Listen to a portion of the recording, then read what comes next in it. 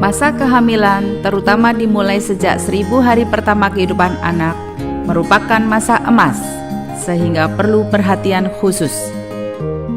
Ibu hamil perlu memeriksakan kehamilannya minimal 4 kali kepada dokter atau bidan.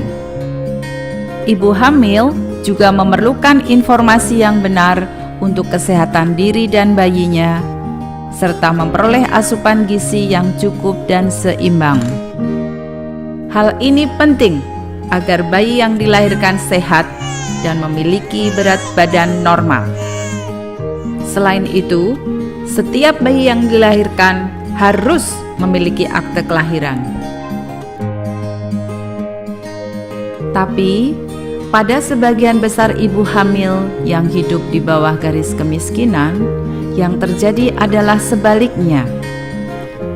Mereka belum mendapatkan pelayanan kesehatan yang memadai, keterbatasan akses pelayanan kesehatan, dan juga keterbatasan terhadap informasi kesehatan. Dan yang pasti, mereka tidak mendapatkan asupan gizi yang cukup. Akibatnya, anak yang dilahirkan berat badannya di bawah normal. Bahkan, sebagian anak tidak memiliki akta kelahiran. Itulah yang banyak terjadi pada anak-anak seperti Ani. Ani seharusnya mendapat air susu ibu eksklusif 6 bulan pertama, imunisasi dasar lengkap, dan gizi yang cukup dan seimbang. Tetapi karena kondisi ekonomi keluarga Ani yang buruk, kesemuanya itu tidak diperoleh Ani. Ditambah lagi dengan tidak tersedianya sanitasi dan air bersih yang memadai, sehingga Ani menjadi anak yang rentan terhadap penyakit. Semua itu pada akhirnya mempengaruhi tumbuh kembang Ani.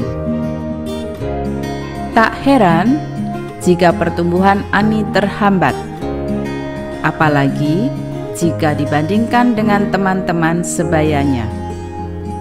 Ani tidak berkesempatan mengikuti pendidikan usia dini, dan saat memasuki usia sekolah, Ani hanya dapat bersekolah sampai tingkat sekolah dasar saja. Ketika teman-temannya melanjutkan sekolah ke tingkat yang lebih tinggi, Ani terpaksa harus bekerja dalam usia muda. Namun, karena pendidikannya rendah, maka pekerjaan yang Ani dapat adalah pekerjaan kasar dengan upah kecil. Berbeda dengan teman-temannya, pada usia yang masih sangat muda, Ani sudah menikah dengan suami yang juga bekerja dengan upah kecil. Cerita ini akan berulang kembali saat Ani hamil. Dengan kondisi serupa, akan terus ada Ani-Ani lain di negeri ini. Karena itu, kita harus putuskan siklus ini. Marilah kita peduli kepada begitu banyak anak seperti Ani. Pastikan semua anak mendapatkan gizi yang cukup, pendidikan setinggi mungkin, dan lingkungan yang mendukung tumbuh kembangnya, sehingga mereka menjadi anak-anak yang berkualitas. Semua ini akan berdampak positif bagi peningkatan kualitas keluarga, masyarakat, dan kemajuan bangsa, sehingga terwujud kabupaten dan kota layak anak menuju Indonesia layak anak.